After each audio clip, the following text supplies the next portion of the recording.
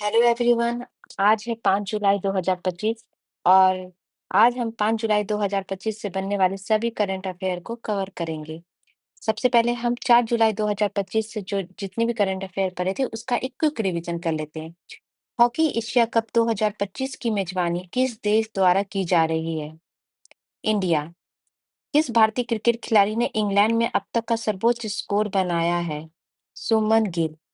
One महोत्सव 2025 का आयोजन कहाँ किया जा रहा है? दिल्ली। केंद्र सरकार ने किस हाई कोर्ट के जज जस्टिस यशवंत वर्मा के खिलाफ रिमूवल मोशन की मंजूरी दी है? Allahabad high court. किस राज्य द्वारा अपने राज्य के युवाओं को रोजगार के लिए अपनी जिम्मेदारी पर विदेश भेजने का प्रावधान कर रही है? हरियाणा।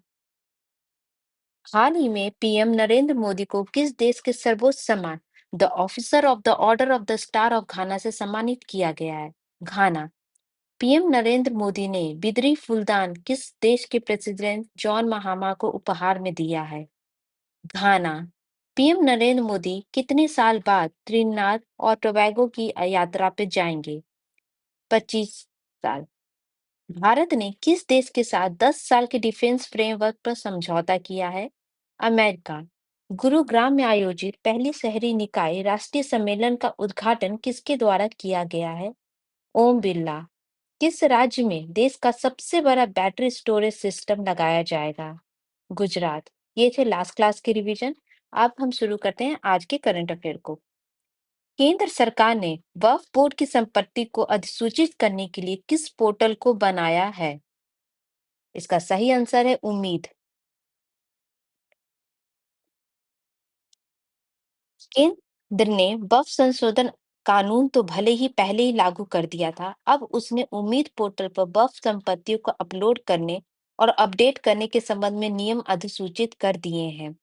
ये नियम वक्फ संपत्तियों के पोर्टल और डेटाबेस, उनके पंजीकरण के तरीके, लेखा परीक्षा व खातों के रख रखाव से संबंधित है। पोर्टल और डेटाबेस में प्रत्येक वक्फ और वक्फ को समर्पित प्रत्येक संपत्ति के लिए एक विशिष्ट पहचान पत्र संख्या भी बनेगी। ठीक है। ऐसे वक्फ बोर्ड से रिलेटेड जो अर्जी है वो अभी सुप्रीम कोर्ट में चल रही है। वो अभी इस पे कोई फैसला नहीं सुनाया गया है। नेक्स्ट क्वेश्चन है, आईआईटी दिल्ली और किस संस्थान द्वारा एआई विकसित किया गया है जो मरीजों के वेंटिलेटर सपोर्ट की सीमा का पूर्वानुमान लगाएगी? मतलब वो पहले ही बताएगी कि इस पेशेंट को इस वेंटिलेटर पर कितने दिन के लिए जरूरत पड़ेगी। तो ये काम किया है आईआईटी दिल्ली और एम्स ने मिलकर। आईआईटी दिल्ली के सेंटर फॉर बायोमेडिकल इंजीनियरिंग के विशेषज्ञों और एम्स ने मिलकर ऐसा एआई तकनीक विकसित किया है जो आईसीयू में मरीजों के वेंटिलेटर सपोर्ट पर भर्ती रहने की अवधि का पूर्वानुमान लगाने में मददगार बनेगी। उन्होंने बताया कि लंबे समय तक वेंटिलेटर के इस्तेमाल से जैसे निमोनिया जैसे संक्रमण या फेफड़े को नुकसान पहुंचने का बहुत बड़ा खतरा बढ़ जाता है। तो ये एआई तकनीक विकसित की गई है आईआईटी दिल्ली और एम्स के द्वारा। नेक्स्ट क्वेश्चन है, राष्ट्रीय शहरी स्थानीय निकाय सम्मेलन में कौन सा राज्य मॉडल स्टेट के रूप में आया है?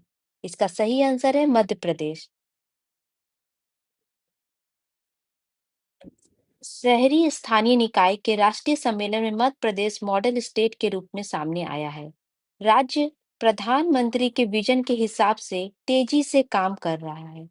राज्य के निकायों की अगर बात करें तो मध्य प्रदेश के खासकर इंदौर व उज्जैन की कार्यप्रणाली से सभी को अवगत अवगत कराया जाएगा।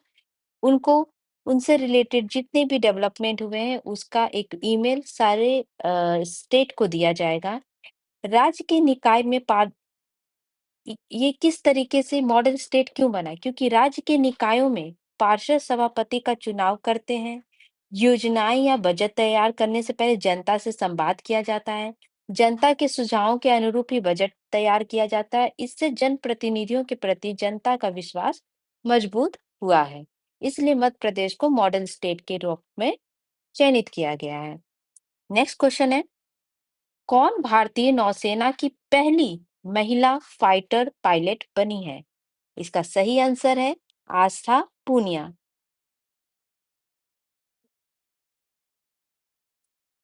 सब लेफ्टिनेंट आस्था पूनिया ने इतिहास रच दिया है। वो भारतीय नौसेना की पहली महिला फाइटर पायलट बन गई हैं और इस अवसर पे उनको गोल्डन विंग्स प्रदान किए गए हैं, जो उनके लड़ाकू विमानों के पायलटों के विशेष वर्ग में प्रदेश प्रवेश का प्रतीक है। ओके, तो लेफ्टिनेंट आस्था पुनिया जो है वो भारतीय नौसेना की पहली महिला फाइटर बनी है। चलिए नेक्स्ट क्वेश्चन है, the order of the Republic of त्रिनाद and Tobago से किसे सम्मानित किया जाएगा? क्वेश्चन में ही आंसर है। हमने लास्ट क्लास से पढ़ रहे हैं कि प्रधानमंत्री नरेंद्र मोदी 5 दिवसीय यात्रा पे हैं, तो नरेंद्र मोदी को। 5 देशों की यात्रा पर निकले प्रधानमंत्री मोदी गुरुवार देर रात त्रिनाद एयरपोर्ट पहुंचे, जहां 42% भारतवंशी की आबादी वाले इस देश में वो 1999 मैंने आपको बताया था 25 साल पहले मोदी इस देश में आए थे। किसी भारतीय प्रधानमंत्री ने यात्रा की है और इस संबंध में उन्होंने भारतवंशियों को संबोधित किया है। जहां ट्रिनिडाद टोबैगो के प्रधानमंत्री कमला प्रसाद विसेरा, इनका जो संबंध है, अगर इनसे रिलेटेड क्वेश्चन पूछा जाए तो कमला प्रसाद विसेरा जो ट्रिनिडाद और टोबैगो के प्रधानमंत्री हैं, इनका संबंध इंडिया के जिस स्टेट से उसका नाम है बिहार, और खासकर बिहार में पूछा जाए तो बिहार के बक्सर जिले से है, क्योंकि इनके जो पूर्वज थे वो बिहार बक्सर से रिलेटेड है। उनके कैबिनेट के सभी सहयोगी व अन्य लोग इसमें उपस्थित थे। कार्यक्रम में प्रधानमंत्री कमला प्रसाद विशेषर ने प्रधानमंत्री मोदी को देश का सबसे बड़ा नागरिक सम्मान the order of the Republic of the त्रिनाद and Tobago प्रदान करने का ऐलान किया, और बाद में प्रेसिडेंट हाउस में वहां की जो राष्ट्रपति हैं, प्रेसिडेंट हैं, क्रिस्टिन कार्ला कंगालू ने उन्हें ये सम्मान प्रदान किया है। इसके अलावा साथ ही मोदी जी ने उन्होंने त्रिनाद व टोबैगो में रहने वाली छठी पीढ़ी के भारतवंशियों को overseas citizenship of India card भी देने का ऐलान किया है। ओके, चलिए नेक्स्ट क्वेश्चन है, तालिबान सरकार को मान्यता देने वाला पहला देश कौन बना है? इसका सही आंसर है रशिया। रशिया ने अभी हाल ही अफगानिस्तान में जो तालिबान सरकार है उसको मान्यता देने का फैसला किया है। रूस ने कहा कि उसने अफगानिस्तान के नए राजदूत का परिचय पत्र स्वीकार कर लिया है। इससे वह अफगानिस्तान की तालिबान सरकार को मान्यता देने वाला पहला देश बन गया है। हम रूस का कहना है, हम सुरक्षा, आतंकवाद रोधी अभियानों और नशीली दवाओं के अपराध से निपटने में काबुल का समर्थन करना जारी रखेंगे, और इसके लिए अफगानी विदेश मंत्री हैं जिनका नाम है आमिर खान मुत्ताकी, ने कहा कि रूस के इस साहसिक कदम की वो सराहना करते हैं।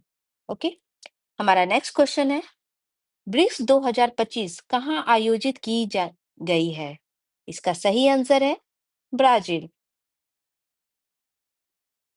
ब्रिक्स जो है वो कैसे बना?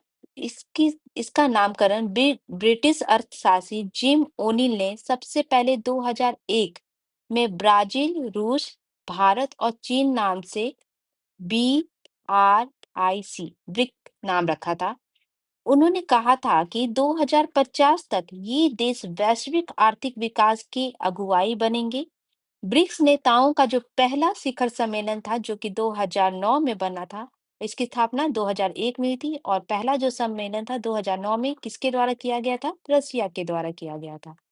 इसके एक साल बाद, ठीक है, मतलब 2010 में इसमें ऐड हो जाता है साउथ अफ्रीका, और उसके बाद ब्रिक्स का नाम BRICS ब्रिक्स हो गया। और अभी सम्मेलन में 44 देशों ने ब्रिक्स से जुड़ने की इच्छा जताई है। ब्रिक्स में अब तक मूल जो है 5 देश हैं जिनके बारे में मैं आपको बता चुकी। इसके अलावा मिस्र, इथोपिया, ईरान, संयुक्त अरब अमीरात और इंडोनेशिया शामिल है। इससे पहले सऊदी अरब को दुबई ने भी शामिल होने पर इच्छा जताई थी। बाद में उसने इसमें ऐड नहीं हुए। तो इसके अभी जो अभी लेटेस्ट कंट्री बनी है वो है इंडोनेशिया। इसकी अध्यक्ष का पद हर वर्ष विभिन्न सदस्यों के बीच बदलता रहता है। और अभी तुर्की ने भी इसमें शामिल होने की इच्छा जताई थी, लेकिन भारत ने वीटो करके इनको शामिल नहीं होने दिया। जैसे यहाँ लिखा है, सऊदी अरब ने भी ब्रिक्स में शामिल होने की योजना बनाई थी, लेकिन अब तक अंतिम निर्णय नहीं लिया है। ओके। किस भारतीय अंतरिक्ष यात्री ने अंतरिक्ष में सबसे लंबे समय तक रहने का रिकॉर्ड बनाया? हम भारत यहाँ बात हो रही है भारतीय मूल की भारतीय अंतरिक्ष यात्री की। ठीक है, इससे पहले इनमें है सुनीता विलियम्स, ऋषि बांगला और राकेश चावला। ये सब जो है, ये सब भारतीय मूल के हैं, लेकिन सुनीता विलियम जैसे हैं, ये भारतीय मूल की अमेरिकी अंतरिक्ष यात्री हैं। ठीक है, तो लेकिन यहाँ बात हो रही है भारतीय मूल के भारतीय अंतरिक्ष यात्री की, तो इनका नाम है शुभांशु शुक्ला। और ये अभी हाल ही में एलन मस्क की जो मिशन है एक्सिमो 4 मिशन के तहत अपने 4 यात्रियों के साथ, 4 अंतरिक्ष यात्रियों के साथ इंटरनेशनल स्पेस स्टेशन गए हुए हैं। तो उसी में शुभांशु ने गुरुवार को एक और इतिहास रचा है। वो अंतरिक्ष में सबसे लंबे समय तक रहने वाले भारतीय अंतरिक्ष यात्री भी बन गए हैं। उन्होंने इससे पहले राकेश शर्मा का रिकॉर्ड तोड़ा है। ये सबसे लंबे समय तक रहने का रिकॉर्ड पहले किस भारतीय के पास था? राकेश शर्मा जी के पास। राकेश शर्मा 1984 में सोवियत इंटर कॉस्मोस प्रोग्राम के तहत अंतरिक्ष में 7 दिन, 21 घंटे और 40 मिनट बिताए थे। गुरुवार तक शुभांशु शुक्ला ने अंतरिक्ष में 9 दिन बिता लिए हैं। इसलिए ये अब तक के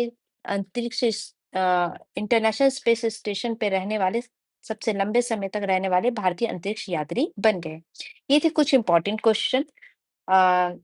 तो थैंक यू।